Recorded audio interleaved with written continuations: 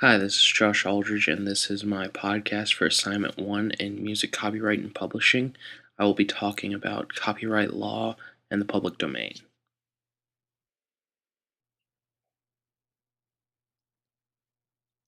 The balance struck by the grant of exclusive rights is reasoned within the Constitution due to the fact that life plus 70 years is deemed limited. With that being said, there are ways to use copyright material as long as the usage can be stated in fair use. Now, is that truly reasonable?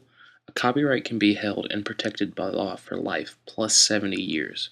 With that logic, if a person were to copyright, say, a song at the age of 21 and that song becomes a hit, that song will still be protected after the author of the work dies at the ripe old age of, say, 85. Then by law, that copywritten work is still protected for another 70 years. That means this work would not be able to go into the public domain for a total of 134 years from the date of acceptance into the Library of Congress. What is this public domain? What are some examples of works within the public domain, you ask?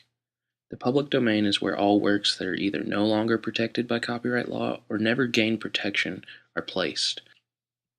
To put it simply, the public domain is mostly filled with classical literature, music, and art. The two examples I have chosen are Plato's Republic and Machiavelli's The Prince. These two works are just examples of what are in the public domain and not protected by copyright law. I believe since both authors, Plato and Machiavelli, are respectively laid to rest that copyright law should not be used for these two works because of the vast knowledge that these two works hold within them. By just reading these two great classics of literature, one can become informed and also help broaden their minds, thus helping to create new ideas or even possibly new subcultures within established cultures.